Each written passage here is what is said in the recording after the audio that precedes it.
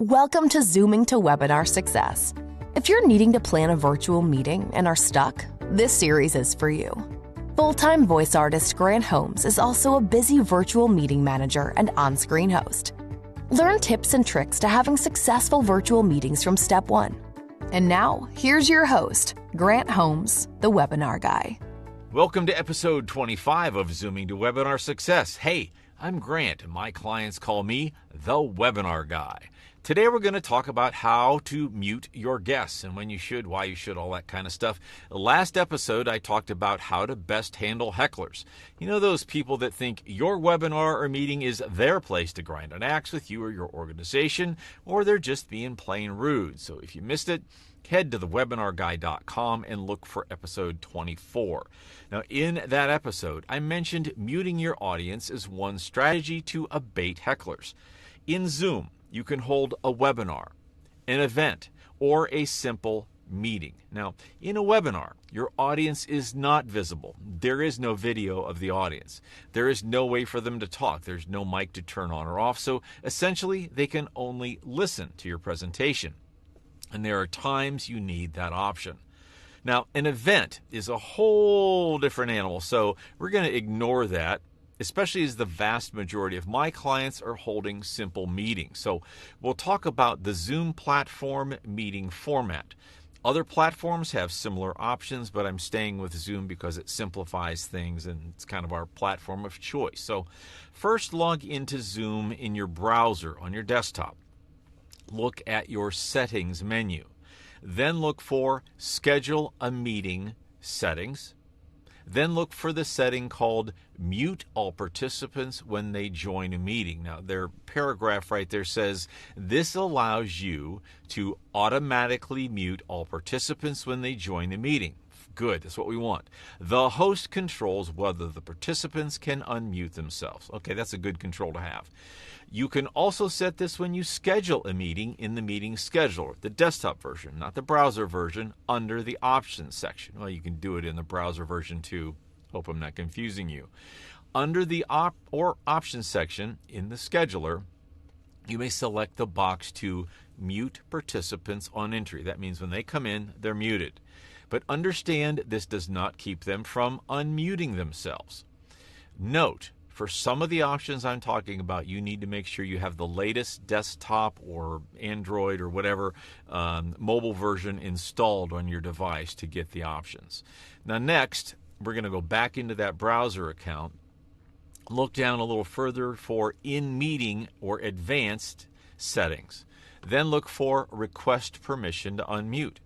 The Zoom box says, select this option in the scheduler to request permission to unmute meeting participants and webinar panelists.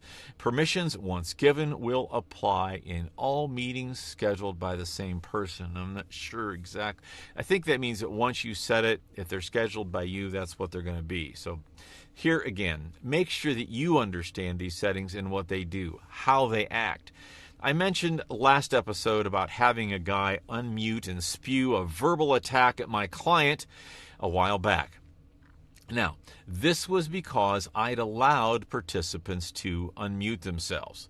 There are more scenarios here than I can even try to explain. But how about a quick commercial for our podcast sponsor, The Webinar Guy? Yeah, that's me. Hey, knowing these settings and getting them right is really crucial to a professional webinar management. When you begin to plan your all-day event, a virtual summit, or your first webinar and want to get all the details right, hit me at webinarpro@thewebinarguy.com or visit our website, thewebinarguy.com. See what all we do, grab one of the contact forms, and tell us what you need.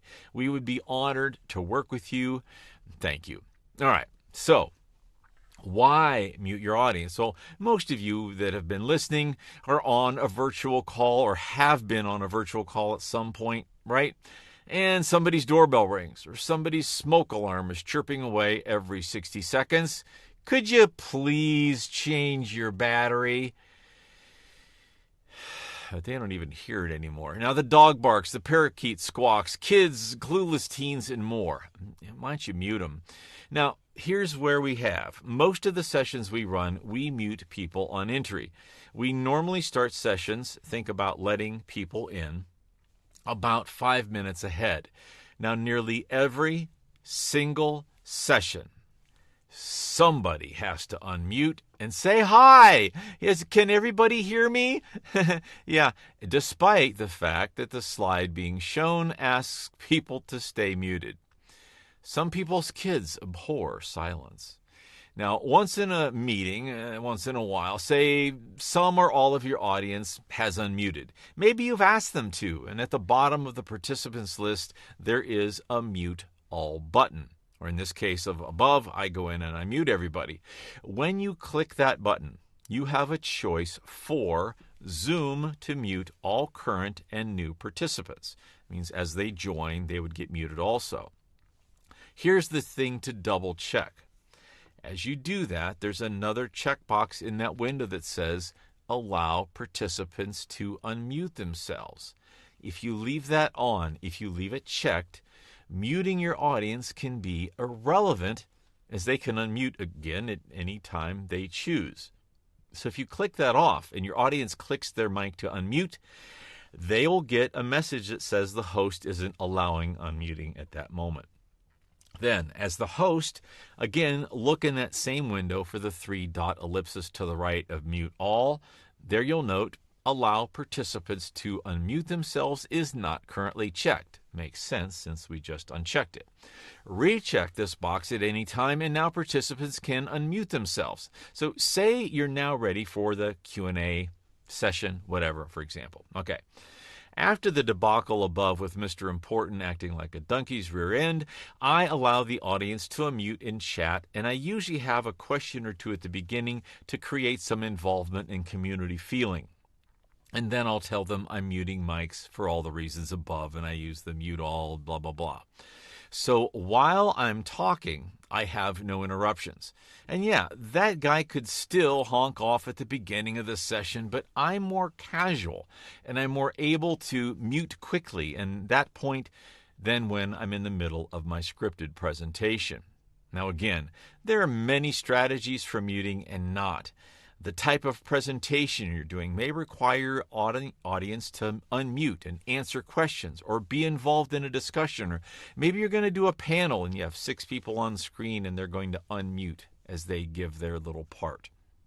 However, generally speaking, I strongly advise that you have something on the screen that suggests people stay muted when they're not speaking for the reasons already stated. You'd think people would know by now, but I can assure you from the hundreds of webinars I do every year that I personally manage, I can tell you that people forget to mute. Some are just clueless. Now, as I mentioned last episode, 24, having a moderator to manage your session also serves this greatly. I hope this answers and all your questions about muting, and as you consider your muting options for your virtual meetings or virtual summit, this will help.